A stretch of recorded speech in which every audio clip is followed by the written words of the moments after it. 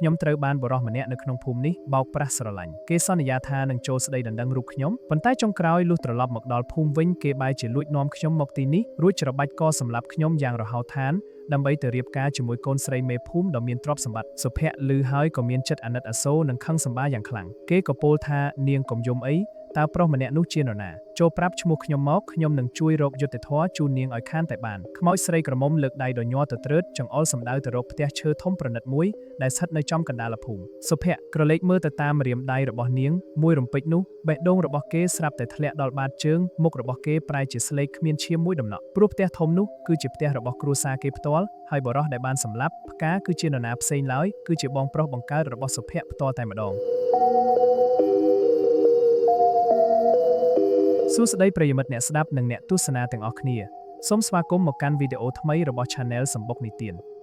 ថ្ងៃនេះខ្ញុំមានសាច់រឿងព្រេងនិទានខ្មែរដ៏ប្លែកអារម្មណ៍មួយមកចែករំលែកជូនអ្នកទាំងអស់គ្នារឿងនេះមានចំណងជើងថាខ្មោចស្រីក្រមុំប៉ុន្តែសូមកុំអាលប្រញាប់គិតថាជារឿងខ្មោចលងបន្លាចស្រែកលោឡាហែកគេហែកទ្រូងដោយរឿងដតីឲ្យសោះណាព្រោះរឿងនេះបង្កប់នៅអាថ៌កំបាំងស្នេហាការក្បត់ចិត្តនិងច្បាប់ផលបុណ្យបាបកម្មដ៏ចាក់ដោតបំផុតខ្ញុំហ៊ានធានាដាច់ខាតថាស្ដាប់ហើយអ្នកទាំងអស់គ្នានឹងលួចព្រឺសម្បុរផងហើយក៏លួចជូតទឹកភ្នែកអាណិតតួអង្គផងមិនខានមុននឹងយើងចូលទៅដល់សាច់រឿងដ៏ជក់ចិត្តមួយនេះសូមមិត្តភ័ក្តិទាំងអស់គ្នាជួយចុចប៊ូតុង like និង subscribe ម្នាក់មួយដើម្បីជាកម្លាំងចិត្តឲ្យខ្ញុំផងណាតោះកុំឲ្យខាតពេលយូរយើងធ្វើដំណើរទៅកាន់ភូមិអាថ៌កំបាំងនោះទាំងអស់គ្នាកាលពីព្រេងនាយមានភូមិដាច់ស្រយាលមួយស្ថិតនៅក្បែរជើងភ្នំដ៏ខ្ពស់ត្រដែតភូមិនោះមានភាពសុខសាន្តណាស់នៅពេលថ្ងៃប៉ុន្តែឲ្យតែមេឃចាប់ផ្ដើមងងឹតស្លុបខ្យល់បក់ជោកជោកពិភពលោកទាំងមូលប្រែជាស្ងាត់ជ្រងំអ្នកភូមិទាំងអស់ភ័យខ្លាចរហូតដល់ថ្នាក់ប្រញាប់ចាក់សោទ្វារផ្ទះជិតគ្មានអ្នកណាហ៊ានសូម្បីតែលូកក្បាលតាមបង្អួចឡើយព្រោះអីដឹងទេអ្នកទាំងអស់គ្នាព្រោះរាល់យប់ឲ្យតែដល់ម៉ោងអាធ្រាត្រគេតែងតែឮសំឡេងស្រីក្រមុំម្នាក់អង្គុយយំខ្សឹកខ្សួលយ៉ាងកំសត់នៅក្រោមដើមជ្រៃធំដែលស្ថិតនៅច្រកចូលភូមិអ្នកភូមិល្បីតគ្នាថានាងជាខ្មោចស្រីក្រមុំគ្មានអ្នកណាដឹងថានាងជានរណាឡើយដឹងត្រឹមថានាងមានសម្រស់ស្អាតដាច់គេសក់វែងអន្លាយដល់ចង្កេះប៉ុន្តែមានកែវភ្នែកពោពេញដោយភាពឈឺចាប់និងសោកសៅជាទីបំផុត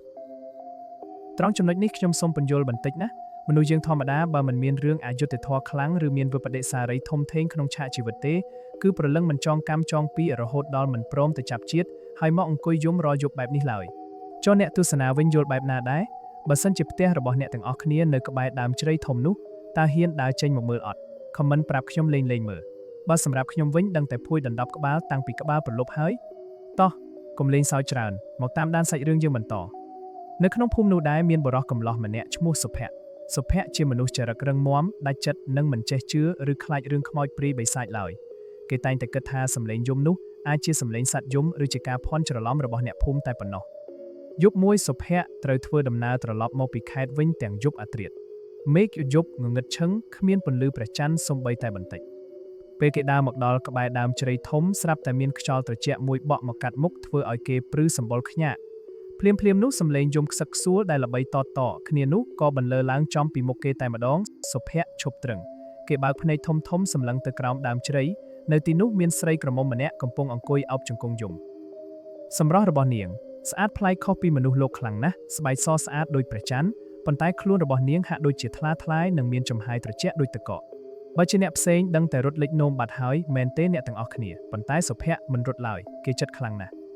គេដើរចូលទៅជិតរួចសួរដោយសំឡេងរឹងប៉ឹងថានាងស្រីហេតុអីបានជាមកអង្គុយយំនៅទីនេះទាំងយប់អាធ្រាត្រតើនាងជាមនុស្សឬជាវិញ្ញាណមានរឿងអីទុកសោកមែនទេខ្មោចស្រីក្រមុំនោះឈប់យំភ្លាមនាងងើបមុខឡើងសម្លឹងមើលសុភ័ក្រទាំងទឹកភ្នែកហូរស្រក់កាត់ថ្ពាល់នាងពោលពាក្យទាំងខ្សឹកខ្សួលនិងល្វើយថាបងប្រុសអើយខ្ញុំឈ្មោះផ្កាកាលពីនៅរស់ខ្ញុំគ្រាន់តែជាកូនស្រីអ្នកស្រែក្រីក្រម្នាក់ខ្ញុំត្រូវបានបរិសម្នាក់នៅក្នុងភូមិនេះបោកប្រាស់ស្រឡាញ់គេសន្យាថានឹងចូលស្ដីដណ្ដឹងរូបខ្ញុ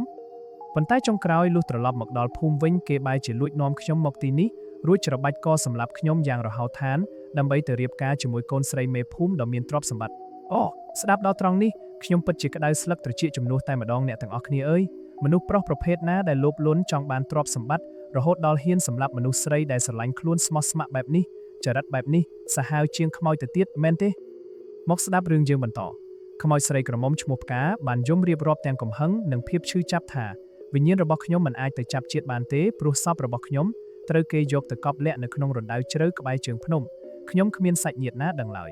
ចំណែកឯបរិសចិត្តខ្មៅម្នាក់នោះពេលនេះគេកំពុងតែរស់នៅយ៉ាងមានក្តីសុខទ្រព្យសម្បត្តិស្តុកស្ដំនៅក្នុងភូមិរបស់យើងនេះឯង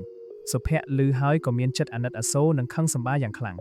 គេក៏ពោលថានាងកុំយំអីតើប្រុសម្នាក់នោះជានរណាចូលប្រាប់ឈ្មោះខ្ញុំមកខ្ញុំនឹងជួយរកយុត្តិធម៌ជូននាងឲ្យខានតែបាន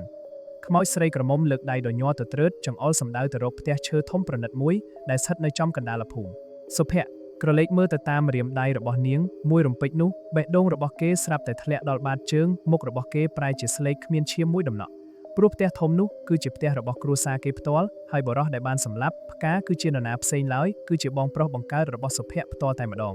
ពិភពលោកទាំងមូលហាក់ដូចជាងឹតឈឹងចំពោះសុភ័ក្រគេដើរត្រឡប់ទៅផ្ទះវិញទាំងចិត្តធ្ងន់ធ្ងរនិងវង្វេងវង្វាន់យប់នោះគេបានដើរចូលទៅក្នុងបន្ទប់បងប្រុសរបស់គេរួចសួរដេញដោលចំពីឈ្មោះនាងផ្កាគ្រាន់តែឮឈ្មោះនេះភ្លាមបងប្រុសរបស់គេស្រាប់តែភ័យញ័ររន្ធត់លុតជង្គង់ចុះលើដីហើយយំសារភាពកំហុសគ្រប់យ៉ាងទាំងទឹកភ្នែកគេនិយាយថាគេរស់នៅរាល់ថ្ងៃមិនដែលស្គាល់ពាក្យថាក្តីសុខឡើយ